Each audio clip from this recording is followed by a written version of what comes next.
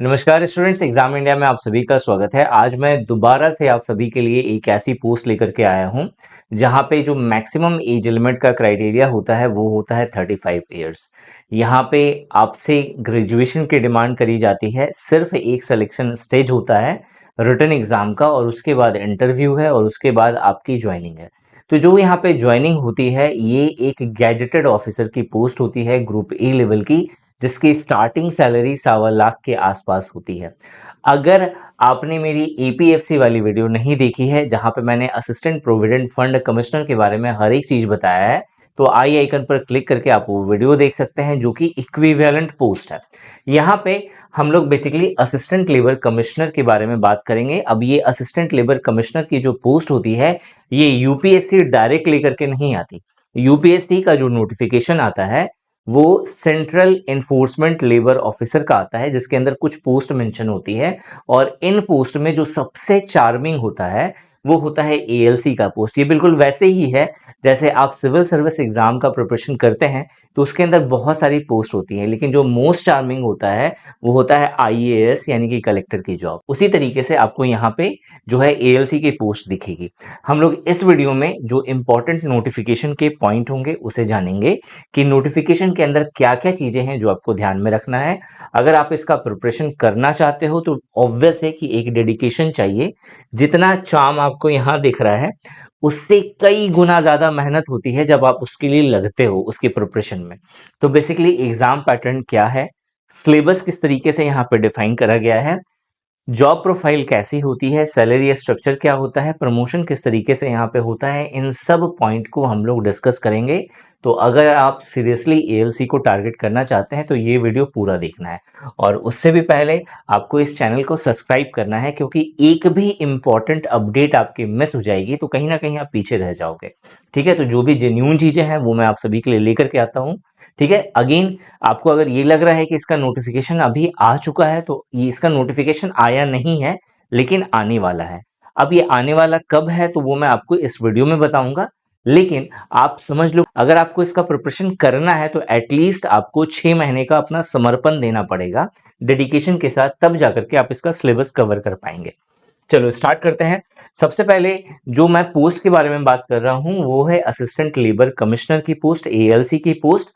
और ये जो पोस्ट होती है बेसिकली ये किस रिक्रूटमेंट के अंतर्गत आता है, तो यूपीएससी के द्वारा निकाला जाता है सेंट्रल एनफोर्समेंट लेबर ऑफिसर।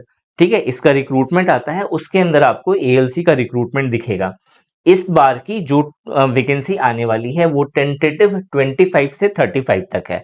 अब यहाँ पे बहुत सारे लोग कमेंट ये करेंगे कि छी छी छी छी छी 25 वैकेंसी है, इसमें क्या होने वाला है। तो दोस्तों मैं बता दूं, जब आप जितने ऊपर लेवल की जब आप पोस्ट लेते हैं ना तो उसका क्राइटेरिया क्या होता है, वो कम होती है नंबर में। क्यों? क्योंकि एक आदमी 1000 आदमियों को कंट्रोल कर रहा होता है। तो ऑब्वियसली जितने भी मैनेजेरियल पोस्ट हैं, ठीक है, या फिर जितने भी एडमिनिस्ट्रेटिव लेवल की पोस्ट है उनकी संख्या कम होती है। और अगर आप प्यून का हो गया या एमटीएस का हो गया या ग्रुप डी लेवल का फॉर्म फिल करोगे तो वहां पे आपको 10,000 वैकेंसी, 5,000 वैकेंसी, 2,000 वैकेंसी ऐसे दिखेगी। ठीक है, कारण क्यों? क्योंकि उन लोगों का काम जो है, उन लोगों का काम काम है, लेकिन इनका जो काम होता है वो एक्चुअल में काम नहीं होता है, वो सम्मान होता है। ठीक है, तो इसीलिए आपको यहाँ पे कम नंबर दिखेगा कि नंबर ऑफ वैकेंसीज कम होती है। ठीक है, एज लिमिट मैक्सिमम 35 ईयर्स है। एजुकेशन क्वालिफिकेशन में दो चीजें इंपॉर्टेंट है, एक ग्रेजुएशन की डिग्री होनी चाहिए और दूसरा डिजायरेबल।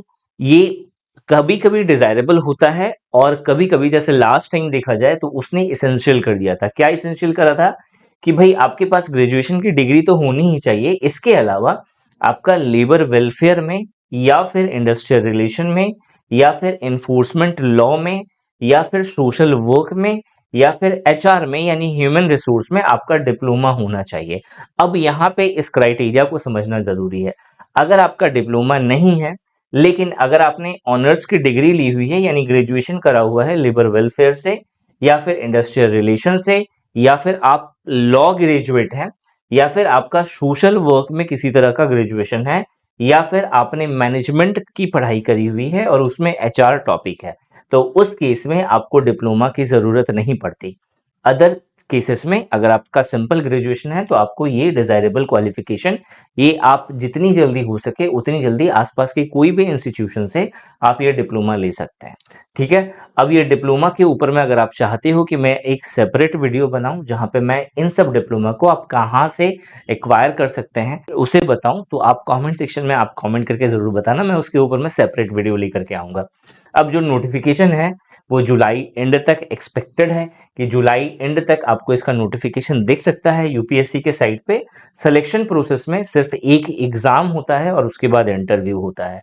अगर आप इसके लिए अप्लाई करते हो या इसका नोटिफिकेशन चेक करना है आपको ऑफिशियली, तो upsconline.nic.in साइट पे जाकर के आप चेक कर सकते हैं। इसकी जो फी होगी वो general OBC EWS male category के लिए 25 रुपीज होगी। वहीं अगर आप SC ST PWBD और फीमेल कैंडिडेट है तो वहां पे आपको कोई फी पे नहीं करना है, फी पूरी तरह से एग्जेम्प्टेड है। दोस्तों, अगर आप इन सभी इंपॉर्टेंट गवर्नमेंट एग्जाम का अपडेट तो चाहते ही हो, लेकिन उसके साथ साथ प्रिपरेशन की क्या स्ट्रेटजी होनी चाहिए, किस तरीके से हम लोग इसका प्रिपरेशन करें, स्टडी मटेरियल क्या होना चाहिए और डेली बेसिस पे कुछ ना कुछ बूस्ट करने के लिए आपको कुछ फीड्स चाहिए, तो उसके लिए हमारी कम्युनिटी है उसे जरूर ज्वाइन कर लें। लिंक आपको कमेंट सेक्शन में पिन करा हुआ दिख जाएगा। देखो, जॉब प्रोफाइल की बात करें तो बेसिकली जो असिस्टेंट लेबर कमिश्नर होता है सेंट्रल लेवल पे, ये एक्चुअल में ग्रुप ए लेवल का गैजेटेड पोस्ट है, मतलब आपकी साइन मैटर करती है, आपने साइन कर दिया है, ये अपने आप में बहुत बड़ी बात हो गई। ठीक है, और ये जो डिपार्टमेंट होता है ministry of labour and employment के अंदर आता है, जो कि गवर्नमेंट ऑफ इंडिया का पार्ट है, और इसमें जो इनिशियल आपकी पोस्टिंग होती है वो रीजनल लेबर ऑफिसर या chief labour commissioner central level पे होती है। ठीक है, बाकी जो वर्क का जो नेचर है इसमें आपका क्या क्या काम करना पड़ता है, तो इन्फोर्समेंट का काम करना पड़ता है। इन्फोर्समेंट मतलब जो भी लॉ है इंडस्ट्रियल रिलेशन के रिगार्डिंग, आपको उन लॉ को इंडस्ट्री में इन्फोर्स करवाना पड़ेगा, मतलब लागू करवाना पड़ेगा। इसके अलावा इंस्पेक्शन का काम होगा, आपको अलग अलग इंडस्ट्री में जाकर के इंस्पेक्शन करना पड़ेगा कि सारे लॉ जो इंडस्ट्रियल रिलेशन और लेबर लॉ से जुड़े हुए हैं वो सही तरीके से अप्लीकेबल है या नहीं। इसके अलावा एडवाइजरी का काम होगा। एडवाइजरी मतलब आप एडवाइस दोगे, आप किसे एडवाइस दोगे, यूनियन को एडवाइस दोगे। यूनियन क्या होता है, किसी भी बड़ी इंडस्ट्री में आप देखोगे कि यूनियन होता है एक लेबर का, ठीक है, ताकि वो अपनी आवाज रख सके, वो अपनी बात को रख सके एम्प्लॉयर तक, ठीक है, या मैनेजर तक। तो अगर किसी तरह से वाद विवाद हो रहा है मैनेजर्स के बीच में या फिर जो एम्प्लॉयर है और एम्प्लॉय के बीच में, तो एक बीच का मीडिएटर का जो काम करता है वो भी असिस्टेंट लेबर कमिश्नर ही करता है, मतलब वो वही जाकर के सजेस्ट करता है कि भाई ऐसे काम होना चाहिए, ये चीजें होनी चाहिए। ये हो गया। इसके अलावा कंसीलिएशन का काम, कंसीलिएट करना मतलब शांत करवाना, वो क्या बोलेंगे, जिस तरीके का वाद विवाद हो रहा है उसे शांत करवाना है। इसके अलावा जो एडमिनिस्ट्रेटिव ड्यूटीज हैं वो आपको देखना होता है। तो बेसिकली आपको समझ में आ गया होगा कि इंडस्ट्री से रिलेटेड जो भी चीजें होंगी, लॉ या इन्फोर्समेंट से रिलेटेड, वो आपका मेन काम होगा।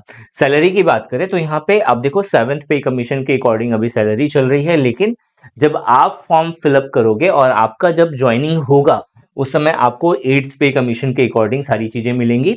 अभी 8th पे कमीशन के अकॉर्डिंग हर चीज डिफाइन नहीं हुआ है गवर्नमेंट के द्वारा, तो एक एस्टिमेटेड सैलरी है कि आपको ऑन एन एवरेज जो स्टार्टिंग सैलरी मिलेगी इन हैंड वो 1,35,000 से लेकर के 1,60,000 के बीच में मिलेगा।